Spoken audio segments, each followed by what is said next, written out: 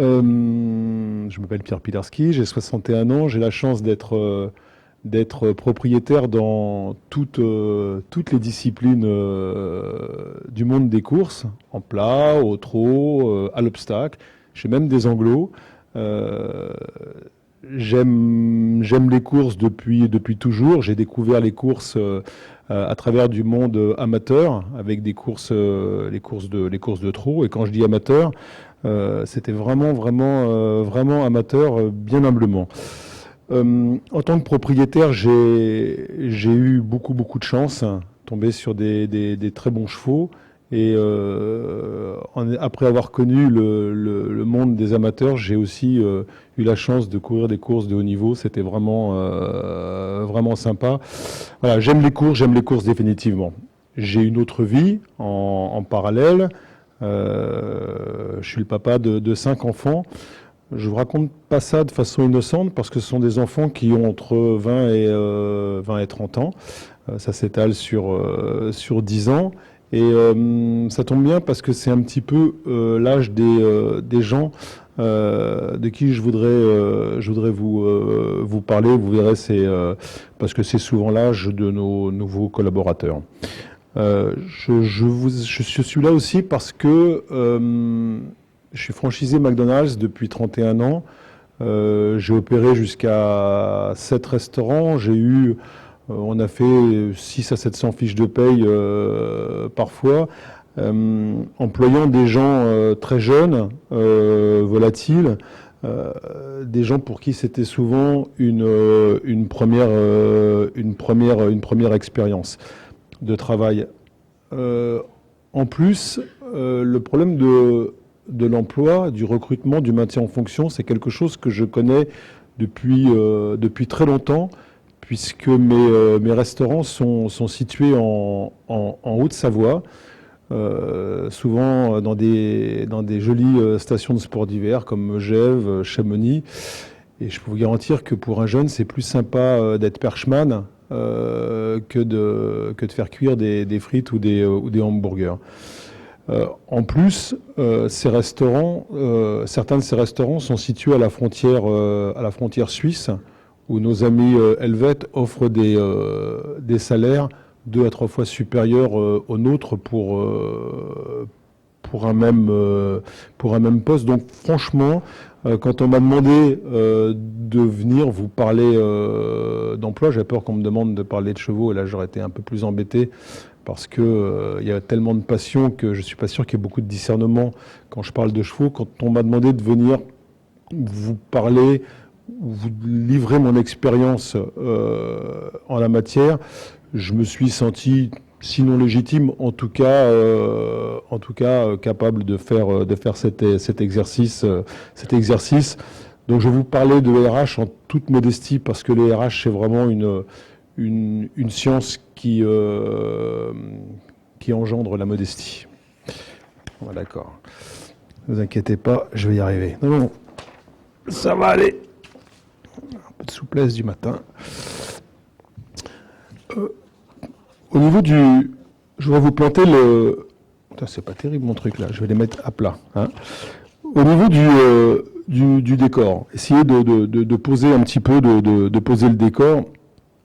Le monde du travail dans lequel nous vivons, le monde tout court, je considère que c'est les gens de ma génération qui a construit ce monde. C'est les gens qui aujourd'hui sont en fin de carrière qui peuvent se prévaloir de ça. Les jeunes dont nous allons parler, comme je vous l'ai dit, sont mes enfants, sont mes employés. Je vous dis ça parce que ça serait difficile pour moi de dire que j'ai aucune responsabilité dans l'histoire qui nous intéresse. Vous comprenez bien de quoi je veux parler. Donc j'aurais utilisé les 10-15 minutes qui me sont imparties, parce que j'ai compris qu'on allait être au pas de course, mais c'est un peu normal pour des gens des courses. Donc je vais vous parler des jeunes générations, mais je vais aussi vous parler beaucoup de nous, de vous. Ça va pas forcément être toujours agréable, mais ça sera fait avec sincérité. J'en viens en fait. Aujourd'hui, je vais vous parler de la génération Z. Alors, pas d'inquiétude, hein, je ne vais pas vous parler élection, je ne vais pas vous parler de Éric Zemmour, c'est pas du tout ça. La génération Z, c'est comme ça que les gens nés après 1995 sont désignés, sont appelés, sont catégorisés par les sociologues. Hein. Il y a eu les X, il y a eu les Y, et maintenant on est la génération Z, donc des gens qui ont entre 18 et 25 ans. On ne va pas faire beaucoup de sociologie, mais juste vous expliquer qui sont les Z en vérité. Les Z, c'est des gens qui, contrairement aux générations, je ne parle même pas de la nôtre, mais des générations qui sont arrivées avant eux, sont des gens qui veulent réussir leur vie. Alors que nous, on avait plutôt envie de réussir dans la vie. C'était pas tout à fait la même chose. Je me souviens quand j'étais jeune, il y a bien longtemps, les adultes, d'ailleurs ils étaient pénibles avec ça, à chaque fois avant de nous dire bonjour, ils nous disaient qu'est-ce que tu as envie de faire plus tard comme métier. Vous avez tous eu ce genre de questions et on inventait des choses souvent pour se débarrasser d'eux. Donc chirurgien, machin, c'était vachement bien et ça faisait plaisir à nos parents. Aujourd'hui, un Z, on ne lui pose pas ce genre de questions, il n'aurait pas du tout envie d'y répondre. Ce qu'il veut, c'est savoir qui il veut être et à l'instant présent. Le credo d'un Z, c'est le plaisir, l'immédiateté, l'émotion.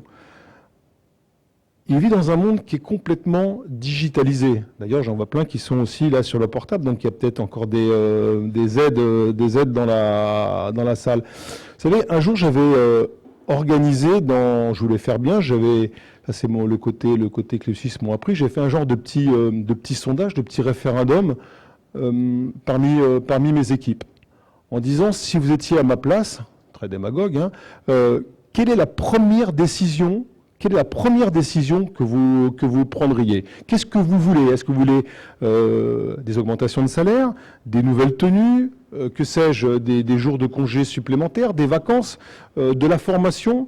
Est-ce que vous savez ce qui est arrivé, mais en majorité, c'est la possibilité de consulter son téléphone portable pendant les heures de travail. Alors, vous allez dire, c'est n'importe quoi, c'est complètement fou, mais pour ceux qui ont fumé ou qui fument encore, souvenez-vous de cette sensation au cinéma, quand au bout de 2 heures, vous sortez, que la première des choses, avant de parler de ce que vous avez vu, vous fumez une cigarette. Eh bien, c'est exactement la même chose pour eux. Ils ont besoin de... Et donc, qu'est-ce qu'on a fait? On a dit, oui, ok, tu téléphones pas, mais effectivement, tu as le droit de regarder de temps en temps. Donc, tu as le droit de travailler avec ton téléphone portable.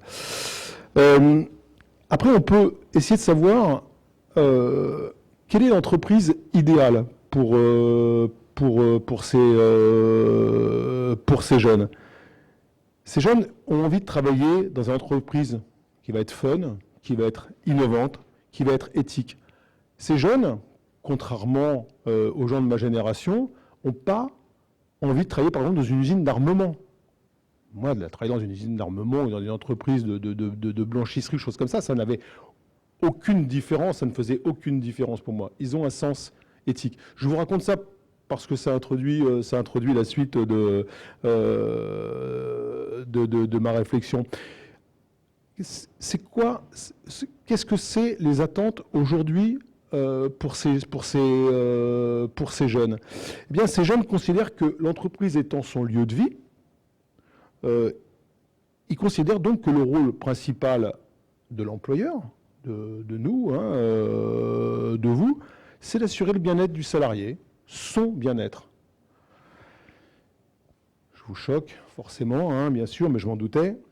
Et moi, ce que je veux dire, c'est que on peut avoir toute la réflexion et considérer que ce que je suis en train de vous expliquer n'a pas de sens. Mais moi, j'ai envie de vous dire, le passé, c'est le passé.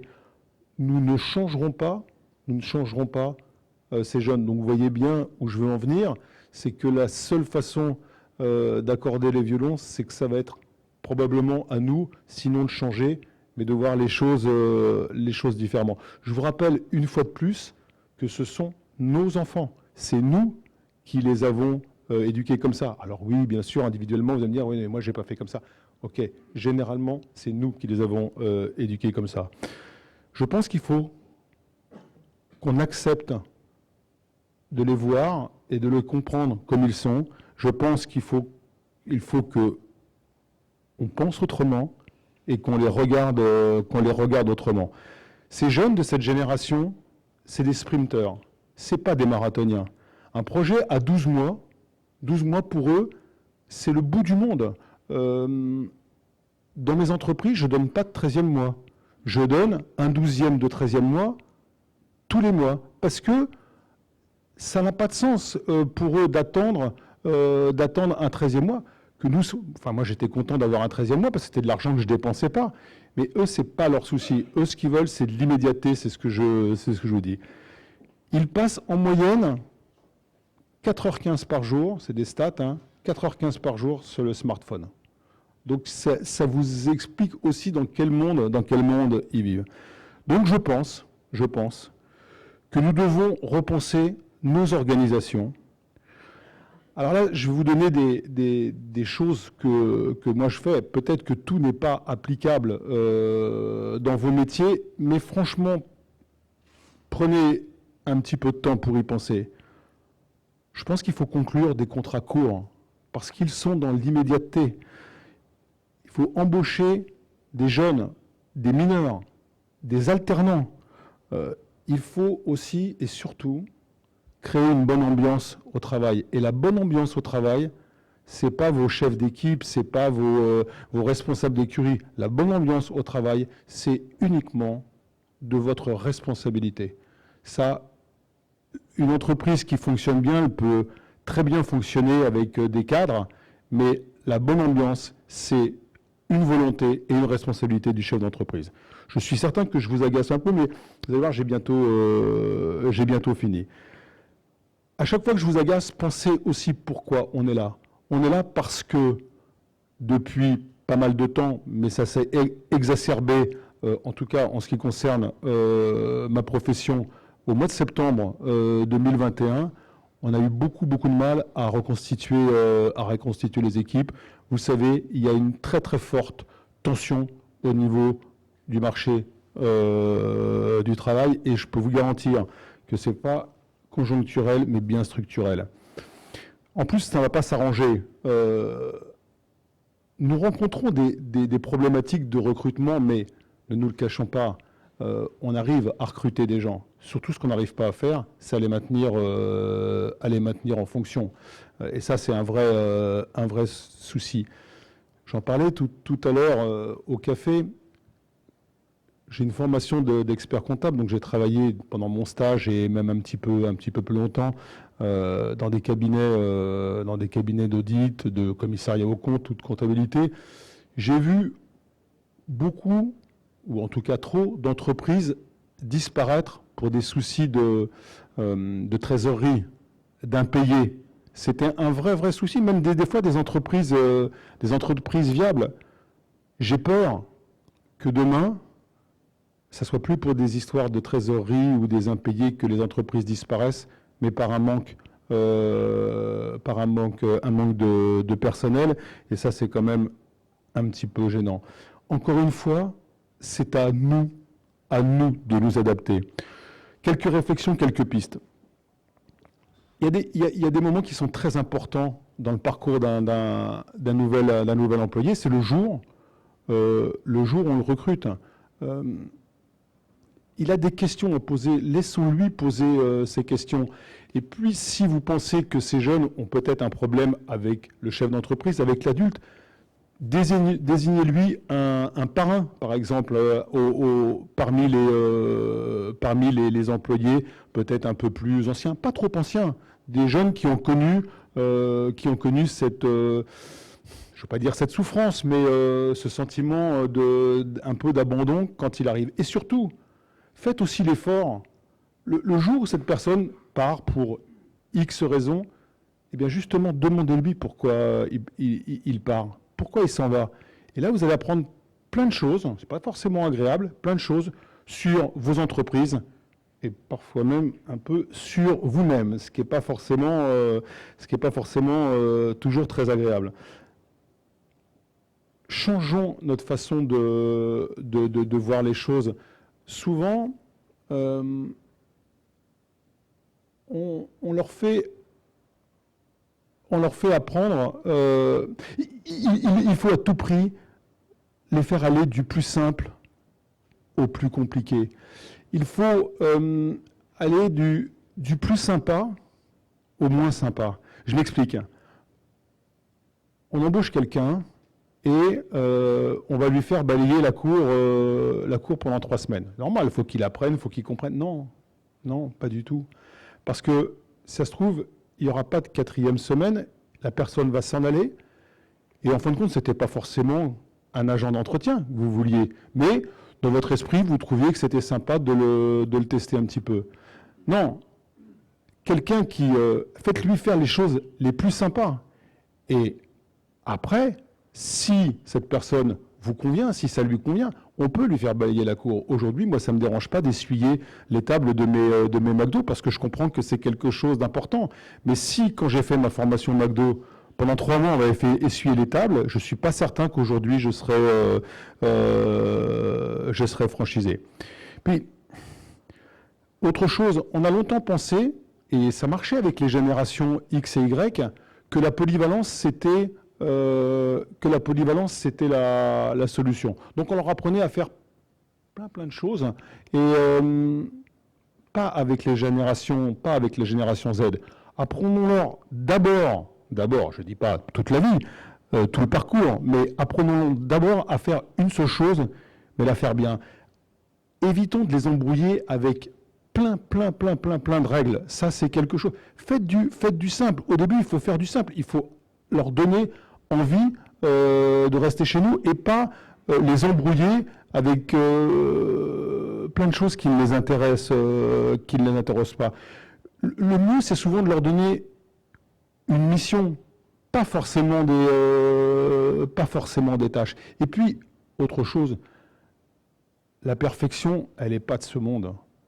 Ou alors si, mais c'est nous la perfection, on le sait tous très bien dans cette salle, la perfection c'est nous. Mais demandons-leur pas ce genre de choses. Et puis, il faut leur raconter une histoire. C'est simple dans nos métiers de raconter des histoires. J'en ai plein des histoires de chevaux racontées. On leur raconte une histoire, mais il ne faut pas leur raconter des histoires. Il faut que le contrat, j'ai envie de dire moral, soit respecté.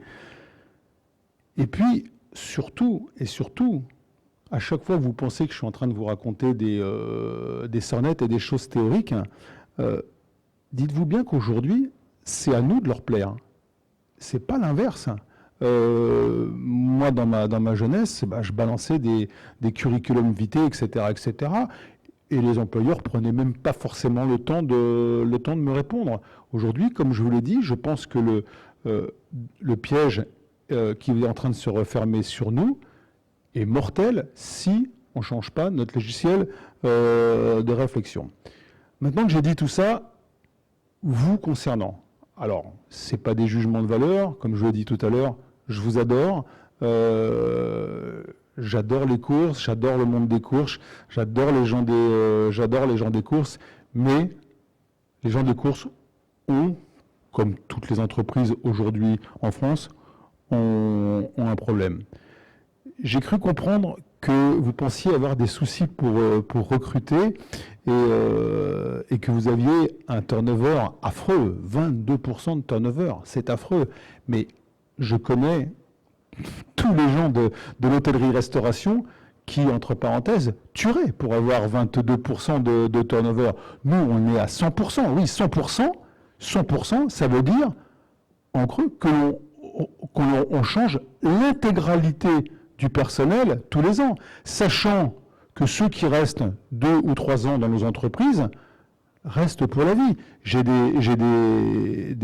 des employés qui aujourd'hui sont mes cadres, qui ont commencé en même temps que moi, il y a 31 ans, à Moulins, dans l'Allier. Et pourquoi ceux-là sont restés? Je pense en grande partie parce que je m'en suis mieux occupé que les autres. Et franchement, s'il y a bien un secteur qui fait rêver, c'est quand même bien le vôtre. Tous les enfants du monde rêvent cheval. Voilà, les 5. Il a fallu même mettre une stratégie en place pour dire à un moment, non, c'est terminé parce que je sais que ça rend les gens fous, je suis bien placé, ça m'a rendu dingue. Donc ne faites pas croire que vous avez un problème d'attractivité. Si vous avez un problème d'attractivité, mais imaginez les gens comme moi qui leur demandent de plonger des frites et de gratter des grilles de viande toute la journée. Non, vous n'avez pas de problème d'attractivité. Votre problème, c'est que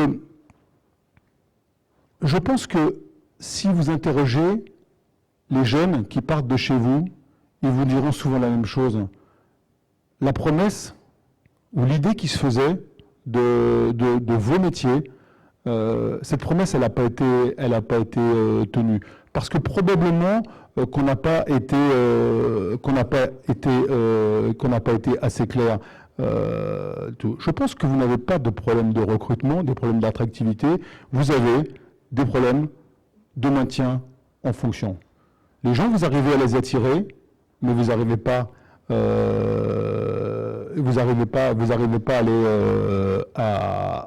à les garder. Puis les chiffres sont parlants. Ceux qui passent par la FASEC, ceux qui passent par les centres de formation, vous les gardez. 20%, si j'ai bien compris les chiffres, 20% des gens viennent des centres de formation et ils représentent 70% des gens qui travaillent chez nous. Mais on n'embauche pas que des LAD, on n'embauche pas que des gens qui vont monter en course. Voilà, on a aussi d'autres catégories de personnel. Je pense franchement, et je vais arrêter bientôt, vous inquiétez pas, que vous gagneriez franchement à changer votre approche. C'est la seule, à mon avis, c'est la seule solution. Il n'y a rien qui se passera, on n'aura pas un coup de chance. Là, je veux dire, c'est de la démographie. La loi de la démographie, ça se change pas d'un claquement de doigts. Je pense que, pareil, il faut oser la formation continue. Là, je parle pour les autres, je parle pas pour les gens qui sont sortis des centres de formation, parce que ceux-là, on peut pas leur mentir. Ils connaissent le métier, ils connaissent les tenants, les aboutissants de ce qui va se passer. Je parle, c'est pour les autres qui ont envie de rêver, en travaillant dans le secteur. La formation continue, je pense que c'est quelque chose qui est hyper sympa. Ça représente des moments de respiration dans une carrière. Et c'est pas forcément, on n'a pas forcément besoin de les former dans ce qu'ils savent déjà faire ou ce qu'ils apprennent. Pourquoi pas? Mais imaginez un garçon de cour sachant remettre un clou, le clou d'un fer qui a été perdu, sachant se servir d'une pince à rifter pour réparer, peut-être même que temporairement, un harnais. Ça, c'est hyper sympa. Moi, les jeunes qui travaillent chez moi souvent demandent à faire des formations de langue. Quand vous en avez qui parlent anglais, espagnol, etc. C'est hyper sympa, valorisant pour eux. Et puis moi, ça m'aide souvent parce que sur la route des stations de sport d'hiver, j'ai souvent des étrangers. Je vais conclure, mais je vais vous dire que notre monde a changé. Ce monde, c'est presque plus le nôtre. Je parle pour les gens de ma génération. C'était mieux avant, peut-être. Je suis pas certain. Est-ce que nous sommes aujourd'hui des exemples? J'en suis pas certain non plus. Voilà, j'avais envie de partager ça. Et si j'ai un conseil ou une suggestion à donner, c'est de dire inversons les choses. C'est à nous, c'est nous les adultes, c'est nous les décisionnaires, c'est à nous de changer.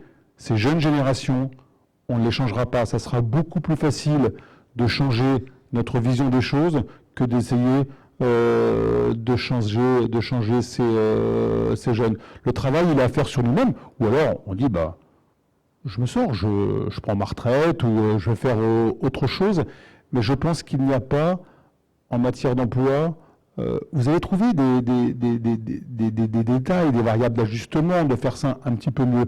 Mais surtout, je pense que le problème, c'est pas agréable à dire, c'est pas agréable à entendre, mais que le problème, il est dans notre tête. Voilà, c'est ce que j'avais envie de vous dire. Je vous remercie de votre attention. Je ne sais pas si j'ai été très clair, mais j'avais envie de vous raconter ça. Merci beaucoup.